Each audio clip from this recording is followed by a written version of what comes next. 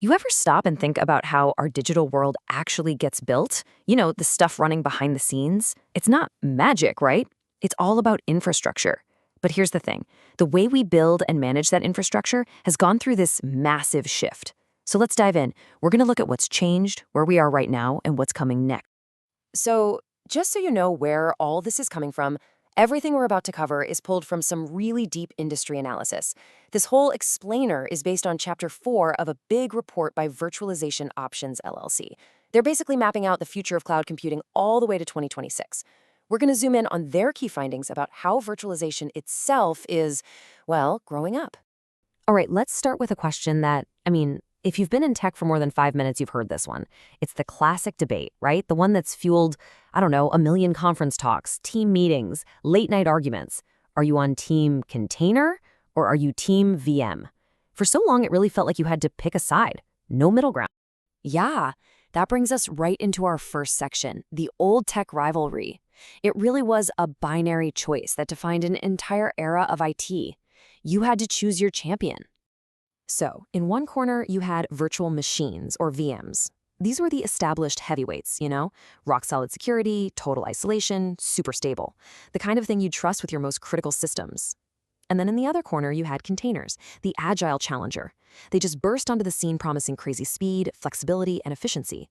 And the whole industry seriously treated it like a title fight. You had to pick a side. But here's the twist. The fight, it's over.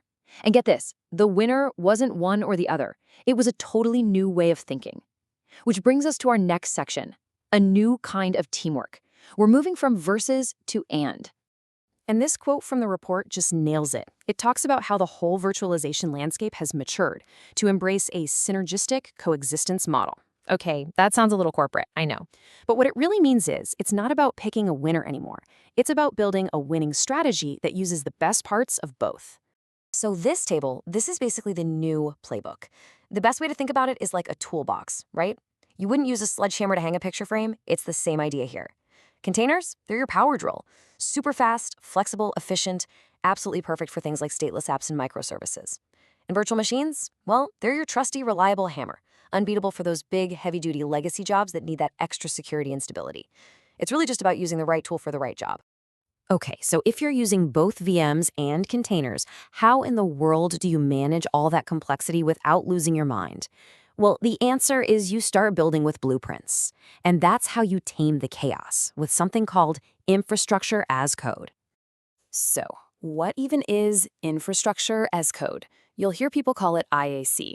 Put simply, it just means you manage everything, your servers, your networks, your databases, the whole shebang, through code, just like you'd manage an application. So instead of clicking around in some web console, you're writing simple definition files, checking them into version control like Git, and letting automation handle the rest. Trust me, it is a complete game changer. And listen, this isn't some niche experimental thing anymore. The report is super clear on this. IAC has made the jump. It's gone from being a cool DevOps best practice to a full-on mainstream enterprise standard. And I'll be blunt here, if your organization isn't doing this yet, you are falling behind.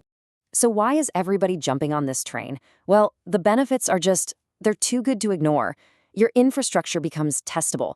You can actually verify changes before they go live. No more praying. It's auditable, because every single change is tracked in version control. It's reproducible, meaning you can spin up identical environments on demand, in minutes, not hours, minutes. All this gives you insane agility, it slashes that annoying configuration drift problem, and honestly, it gives you super-powered disaster recovery. Okay, so we've covered the what and the why, but what about the how? Let's get practical. This last section is all about your action plan. We're going to talk about how you can take these big industry trends and apply them right now in your own organization based on what the report recommends. So, the report lays out a really clear two-step approach. Step 1, do a workload analysis, and I mean a thorough one. Look at every single application you run and start classifying it. Is it stateful or stateless? Is it a legacy monolith or a modern microservice? What are its security requirements? The answers to those questions will tell you exactly where it belongs, on a VM or in a container. Then, step 2. Armed with that analysis, you develop your containerization roadmap. Figure out which apps are the best candidates to containerize, and then, and this is key, prioritize them based on which ones will give you the most business value the fastest. And that really brings us to the final thought I want to leave you with. As you go back and look at your own systems, your own infrastructure, ask yourself this one simple but really powerful question. Is your infrastructure just built to last, static, rigid, unchanging? Or is it actually built to evolve? Is it ready to embrace this new world where VMs and containers work together, managed with the speed and agility of code? Because honestly, the answer to that question, that's what's going to define your future.